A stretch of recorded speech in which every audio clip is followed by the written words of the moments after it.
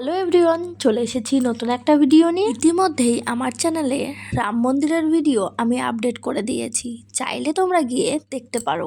রাম মন্দির ঘুরে টোটো বুক করে আমরা চলে গিয়েছিলাম সরাই নদীর তীরে। আমার ব্যাকগ্রাউন্ডে যেটা দেখতে পাচ্ছ সেটা লতা মঙ্গেশকরের স্মৃতি হিসাবে বানানো হয়েছে। তারপর হাঁটতে হাঁটতে সরাই নদীর দিকে গেলাম, আর গিয়ে দেখি রাস্তা থেকেই লরির লাইন পড়ে গেছে দুর্গা প্রতিমার বিসর্জনের জন্য। যে তোমাদেরকে আমি আগেই বলেছিলাম, আমি কিন্তু দুর্গাপুজোর সময় গিয়েছিলাম অযোধ্যার রাম মন্দিরে। আমাদের এখানে যেমন দুর্গাপুজো খুব বড় করে অনুষ্ঠান হয়, ঠিক তেমনি উত্তরপ্রদেশে নবরাত্রি পালন হয়। নবরাত্রিরই প্রতিমা বিসর্জন চলছে পবিত্র সরায়ু নদীতে, ভারতের একটি অত্যন্ত পবিত্র ও পৌরাণিক নদী, যা উত্তরাখণ্ড থেকে উৎপন্ন হয়ে উত্তরপ্রদেশের অযোধ্যার পাশ দিয়ে প্রবাহিত হয়ে ঘরঘরা নদীতে মিশেছে। রামায়ণে বর্ণিত অযোধ্যা নগরী এই নদীর তীরেই অবস্থিত। এটি সারদা নদীর বৃহত্তম উপনদী এবং হিন্দুদের কাছে অত্যন্ত পূজনীয় একটি নদী। হিন্দু ধর্মগ্রন্থ ও রামায়ণে এই নদীর পবিত্রতার উল্লেখ রয়েছে,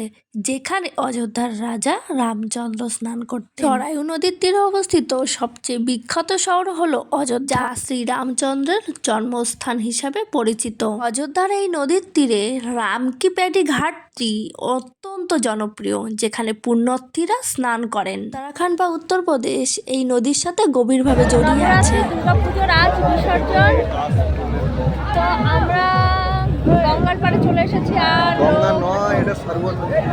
কি নদী? সরাই নদী তীরে চলে এসেছি। আমি এখানে বারবার ভুল করে বলছিলাম গঙ্গা নদীর তীরে চলে এসেছি।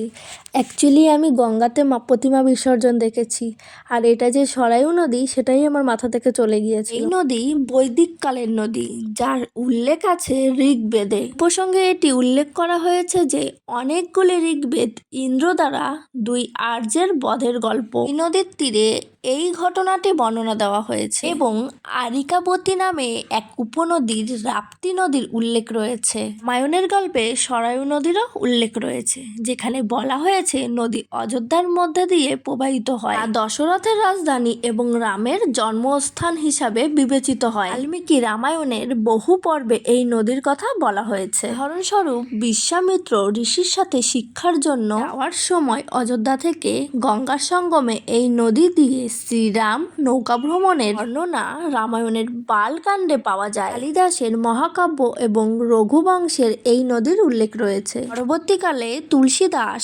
রামচরিতমানসে এই নদীর প্রশংসা করেছেন। আমরা সরায়ু নদী ভ্রমণ করে বিসর্জন দেখে চলে এসেছিলাম রুমে। রুম থেকে ফ্রেশ হয়ে বেরিয়ে পড়েছিলাম প্রয়াগরাজ যাওয়ার উদ্দেশ্যে। ঠিক আছে, ত্রিবেণী সঙ্গম দেখার উদ্দেশ্যে আমরা বেরিয়ে পড়েছিলাম। তো দেখা হবে তোমাদের সাথে নেক্সট ভিডিওতে।